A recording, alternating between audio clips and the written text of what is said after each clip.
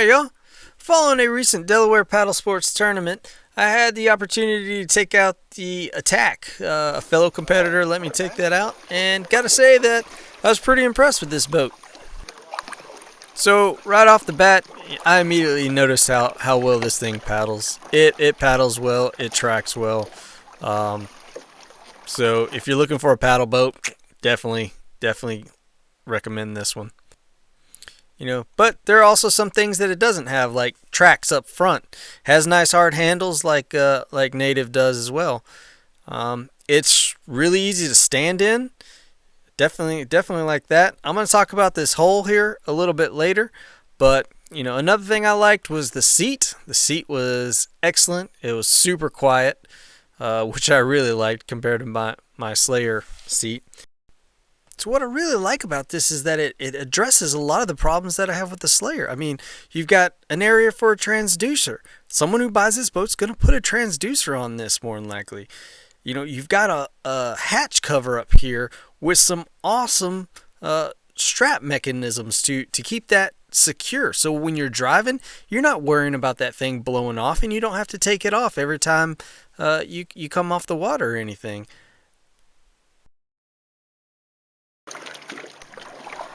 So this thing was fun to paddle. This seat was, like I said, very comfortable. Turns on a dime, really.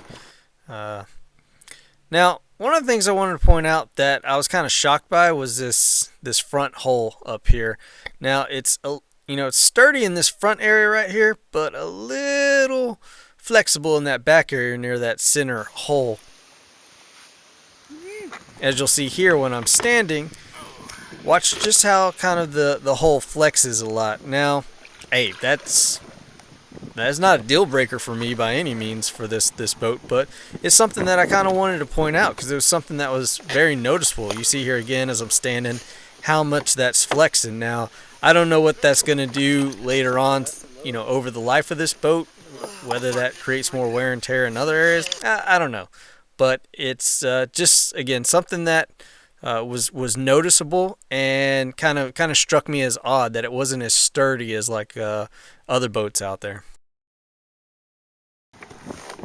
So in this segment where I'm wiggling my fat butt across this seat, I'm really just trying to test to see what the noise is, how the kayak balances, and the seat's super comfortable.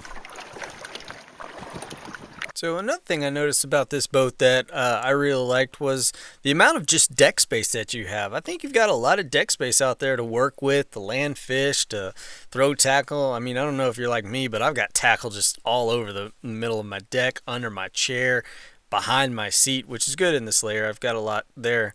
But, this is just a nice open deck platform for that area.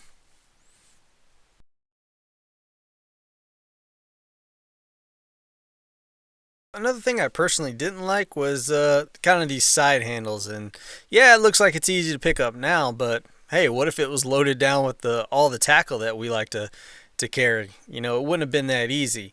Of course, if it were in that case, you'd probably be carrying it from the front and the back. So again, another moot point. But what I want to show here is kind of one of my dislikes. So we've all been in that situation to where it's like, okay, we just want to get on the water. We're here, we want to get on the water. When we're done, we want to get off the water. Well, people haven't shown someone removing this seat all that much. And as you can see here, it takes a little while to remove and get this seat set up. Now, this is also the same on my Native watercraft. It takes a little while to get that off and on. So if you're in a situation where you continuously have to take your seat on and off, whether you're porting it or loading it onto a car or something, this is something to be knowledgeable on. Last but not least, I want to point out that rear hatch in the back that provides you that interior access to the hull. Now, when we went to put a rod back there, it kind of actually required significant bending of the rod, and so that's not something that I would feel comfortable doing all the time. And it was kind of tight trying to get that. It was a bait caster, trying to get that bait caster in there. So just something to consider. If you go try this out somewhere, maybe take a rod, see how that works for you, if that's what you intend to use it for.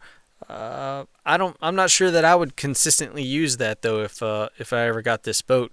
And if they get a pedal drive, which I hope they do, you may definitely see me in one of these in the future. With that said, I still really, really love my native Watercraft Slayer Propel. So that's what I'll definitely be sticking with.